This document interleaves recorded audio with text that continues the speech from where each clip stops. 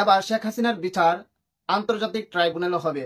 July August গণহত্যায় অপরাধীদের বিরুদ্ধে বাংলাদেশ আন্তর্জাতিক অপরাধ আদালতে মামলা দায়ের করতে পারবে বলে জানিয়েছেন সংস্থাটির প্রধান প্রসিকিউটর করিম এ খান।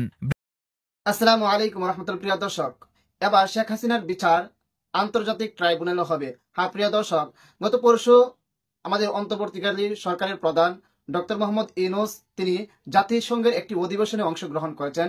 সেখানে সে বিষয়ে আলোচনা করেছে যে শেখ হাসিনার যত অপকর্ম আছে এবং মানুষদেরকে যত হত্যা করেছে, নির্যাতন করেছে, দেশের মধ্যে যত অরাজকতা করেছে সবগুলো তুলে ধরেছেন এবং তার বিচার যেন আন্তর্জাতিক ট্রাইব্যুনালে করা হয় সেই বিষয়টা আলোচনা করেছেন এবং ওনারা বলেছেন যে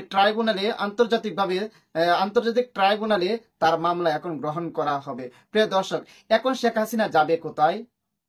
আমাদের আপু এখন যাবেন কোথায়? বলেছিলেন না যে ডক্টর ইউনূসকে পদ্মা সেতু থেকে ফেলে দিয়ে পদ্মার মধ্যে ডুব দেওয়ানোর জন্য, দুইটা ডুব দেওয়ানোর জন্য এবং এত বেশি ডুব না দেওয়ার জন্য যেন আবার মরে না যায়। এখন কাকে কে ডুব দেওয়ায়, কে কাকে ডুব দেওয়ায়, সেই জিনিসটা দেখার অপেক্ষায় বাংলার জনগণ। হ্যাঁ প্রিয় দর্শক, আবার শেখ হাসিনা বলেছিল যে চট করে বাংলাদেশে ঢুকে যাবে, আর সে আশায় আশান্বিত হয়ে আওয়ামী লীগের যারা কর্মী আছে তারা মনে করে যে 26 তারিখে শেখ হাসিনা চট করে দেশে ঢুকে যাবে এবং তারা সেটাও প্রচার করছে মিষ্টির দোকানও নাকি খালি হয়ে যাবে। প্রিয় দর্শক, পাগলের মনে মনে শান্তি। হ্যাঁ, তারা সেই শান্তিটা অনুভব করতেছে, চট করে দেশে ঢুকে যাবে। হ্যাঁ, বললেই কি ঢুকে যেতে পারবে? আমরাও চাই যে আসুক, উনি দেশে আসুক, আসে জেলের ভাত খাক।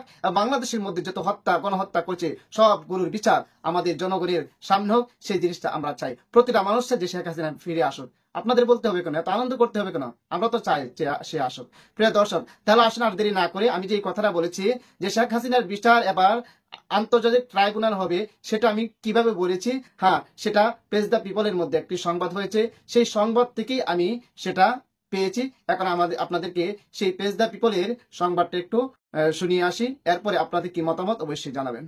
জুলাই আগস্ট গণহত্যায় অপরাধীদের বিরুদ্ধে বাংলাদেশ আন্তর্জাতিক অপরাধ আদালতে মামলা দায়ের করতে পারবে বলে জানিয়েছেন সংস্থাটির প্রধান প্রসিকিউটর করিম এ খান। বৃহস্পতিবার জাতিসংঘ সদর দপ্তরে জাতিসংঘ সাধারণ পরিষদের অধিবেশনের সাইডলাইনে অন্তর্বর্তী সরকারের প্রধান উপদেষ্টা অধ্যাপক মোহাম্মদ ইউনূসের সঙ্গে সৌজন্য সাক্ষাৎকালে জুলাই আগস্ট গণহত্যা নিয়ে আলাপকালে তিনি এই কথা জানান।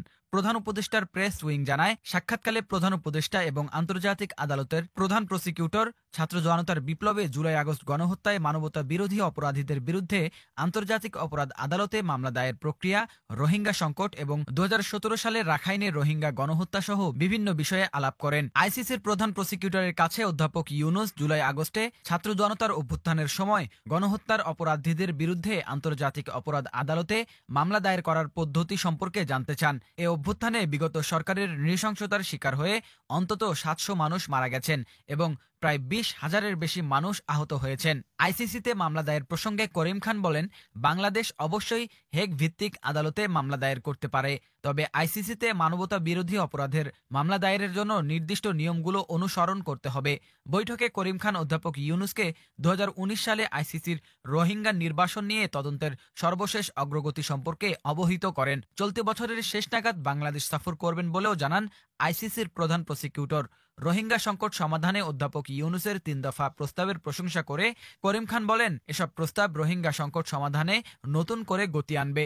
বুধবার জাতিসংঘ সদর দপ্তরে এক বৈঠকে প্রধান উপদেষ্টা সামগ্রিক পরিস্থিতি পর্যালোচনার জন্য জাতিসংঘ প্রধানের একটি জরুরি সম্মেলন আয়োজন এবং সমাধানের উপায় বের করা, রোহিঙ্গাদের মানবিক সংকটের জন্য শক্তিশালী যৌথ সারাদান পরিকল্পনা এবং 2017 সালে রাখাইনে সংঘটিত গণহত্যার অপরাধের ন্যায় বিচার ও জবাবদিহিতা নিশ্চিতে জোরালোভাবে আন্তর্জাতিক প্রচেষ্টা চালানোর প্রস্তাব দেন। এই 3টি প্রস্তাবকে নিখুঁত বলে মন্তব্য করেন করিম খান।